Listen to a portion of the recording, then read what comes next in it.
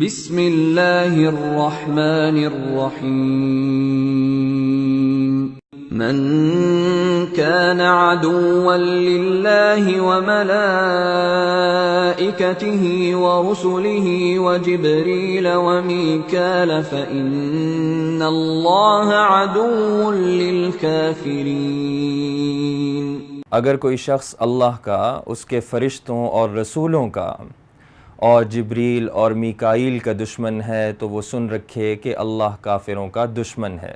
ارادران اسلام Holland کی اسلام دشمن سیاسی جماعت فریڈم پارٹی کے سربراہ ملعون گریٹ ولڈر گستاخانہ خاکوں کی اشاعت کو فروغ دینے کے لیے ان خاکوں کا مقابلہ کرا رہا ہے، جسے آرٹ کا نام دے کر پروموٹ کیا جا رہا ہے۔ یہ مقابلہ ہالینڈ کے پارلیمنٹ میں منعقد کیا جا رہا ہے، جس میں شرکت کے لیے متعدد دعوت نامے بھی ارسال کیے گئے ہیں۔ یہ گستاخانہ خاکوں کا مقابلہ رمضان المبارک کی ابتدا میں منعقد کیا جانا تھا، لیکن ڈنمارک کی کاؤنٹر ایجنسی نے مشورے کے بعد اور حفاظتی دستوں کا تعین کر کے اب عید الاضحیٰ کے ماند بعد باقاعدہ یہ خاکے شائع کر دیے ہیں۔ اس آرٹ نمائش میں اول آنے والے شخص کو کثیر نقد انعامات سے نوازا جائے گا۔ اس گیلری کو سوشل میڈیا مثلا فیس بک اور ٹویٹر وغیرہ پر بھی لائیو نشر کر دیا گیا ہے۔ اس مقابلے کا جج پورشن واسٹن ہے، جس نے 2015 میں امریکہ میں ہیومن رائٹس یعنی امریکن فریڈم ڈیفینس انسٹیٹیوٹ کے تحت منعقدہ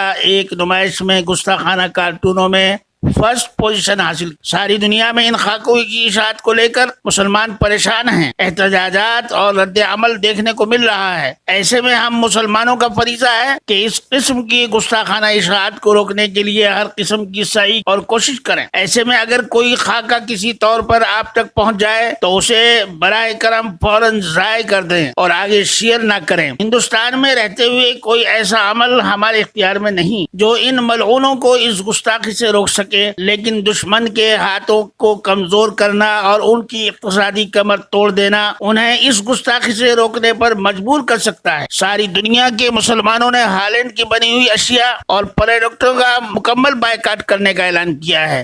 ماضی میں پہلی صلیبی جنگ اور پھر صلاح الدین ایوبی رحمۃ اللہ علیہ سے عیسائی دنیا کے مقابلے میں دشمنان دین کو جن شکستوں کا سامنا کرنا پڑا، یقیناً ان میں اسلاف، اکابر اور امت متقدمہ کا اہم رول اور اللہ رب العزت کا خاص فضل شامل رہا تھا۔ ایک اہم سبب یورپین اور دشمنان اسلام اور شاتم رسول صلی اللہ تعالی علیہ وسلم کے پروڈکٹ اور مصنوعات کا بائیکاٹ بھی تھا۔ غریب مسلمانوں نے اس دور میں مفت اور فری ایک سوئی بھی دشمنوں کی استعمال نہیں کی۔ اگر آپ میں واقعی کچھ غیرت ایمانی اور محبت رسول صلی اللہ تعالی علیہ وسلم باقی ہے تو اللہ کے لیے ان گستاخوں کے بنائے ہوئے پروڈکٹ کا مکمل بائیکاٹ کریں، ان کی جگہ اپنے ملک کی بنائی ہوئی چیزیں استعمال کریں۔